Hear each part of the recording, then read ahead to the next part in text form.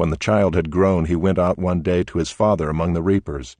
And he said to his father, "Oh, my head, my head!" The father said to his servant, "Carry him to his mother." And when he had lifted him and brought him to his mother, the child sat on her lap till noon, and then he died. And she went up and laid him on the bed of the man of God, and shut the door behind him, and went out.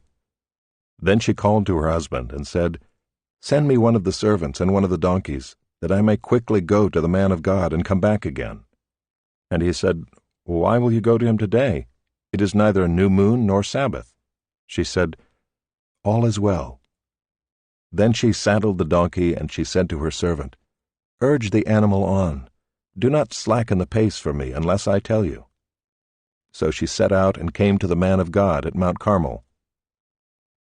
When the man of God saw her coming, he said to Gehazi his servant, "Look, there is the Shunammite.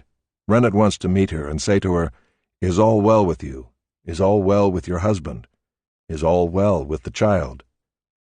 And she answered, 'All is well.' And when she came to the mountain to the man of God, she caught hold of his feet. And Gehazi came to push her away, but the man of God said, 'Leave her alone, for she is in bitter distress, and the Lord has hidden it from me and has not told me.' Then she said, 'Did I ask my Lord for a son? Did I not say, Do not deceive me?' He said to Gehazi, 'Tie up your garment, and take my staff in your hand, and go. If you meet anyone, do not greet him, and if anyone greets you, do not reply. And lay my staff on the face of the child.' Then the mother of the child said, 'As the Lord lives, and as you yourself live, I will not leave you.' So he arose and followed her. Gehazi went on ahead and laid the staff on the face of the child, but there was no sound or sign of life. Therefore he returned to meet him and told him, 'The child is not awakened.' When Elisha came into the house, he saw the child lying dead on his bed. So he went in and shut the door behind the two of them, and prayed to the Lord. Then he went up and lay on the child, putting his mouth on his mouth, his eyes on his eyes, and his hands on his hands. And as he stretched himself upon him, the flesh of the child became warm. Then he got up again and walked once back and forth in the house, and went up and stretched himself upon him. The child sneezed 7 times, and the child opened his eyes. Then he summoned Gehazi and said, 'Call this Shunammite.' So he called her, and when she came to him, he said, 'Pick up your son.' She came and fell at his feet, bowing to the ground. Then she picked up her son and went out. And Elisha came again to Gilgal, when there was a famine in the land. And as the sons of the prophets were sitting before him, he said to his servant, 'Set on the large pot and boil stew for the sons of the prophets.' One of them went out into the field to gather herbs, and found a wild vine, and gathered from it his lap full of wild gourds, and came and cut them up into the pot of stew, not knowing what they were. And they poured out some for the men to eat. But while they were eating of the stew, they cried out, 'O man of God, there is death in the pot!' And they could not eat it. He said, 'Then bring flour.' And he threw it into the pot, and said, 'Pour some out for the men, that they may eat.' And there was no harm in the pot.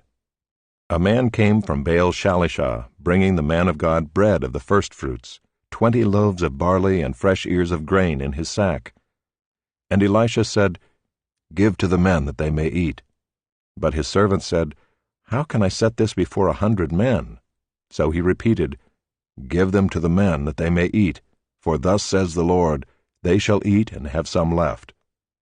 So he set it before them, and they ate and had some left, according to the word of the Lord.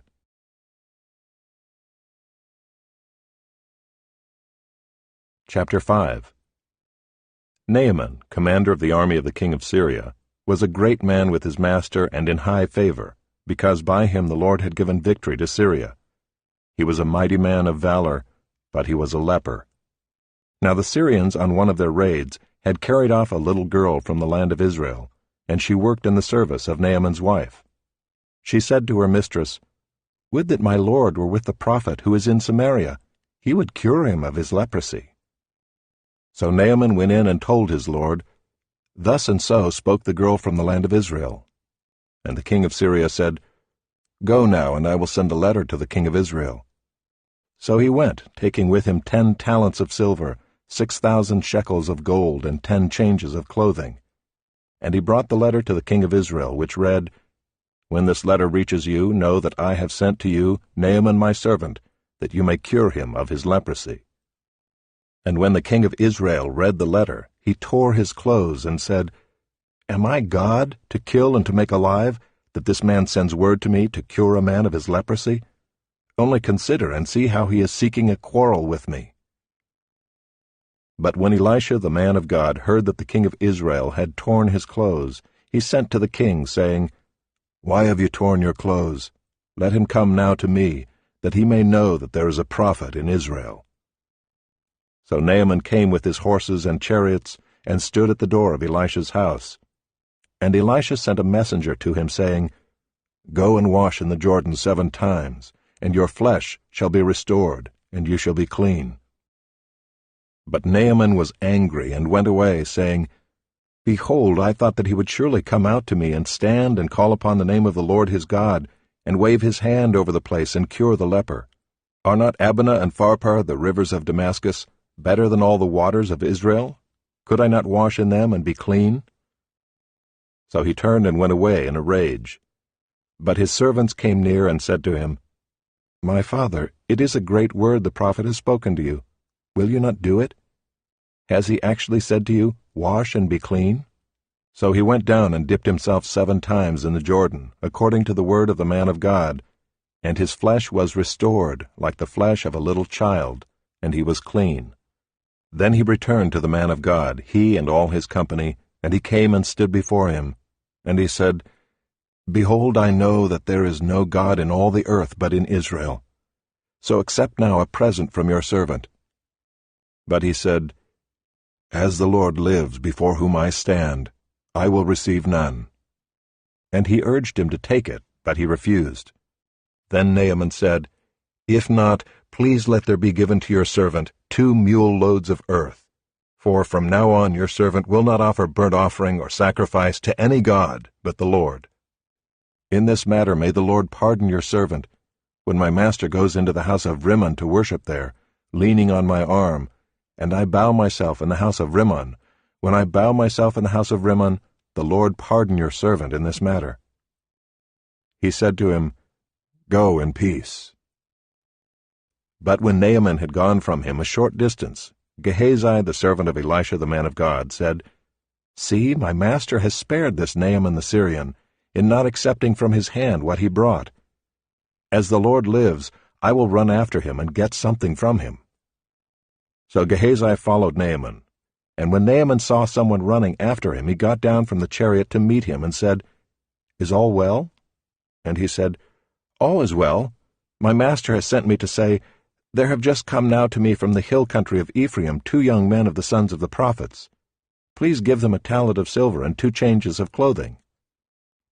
And Naaman said, Be pleased to accept 2 talents.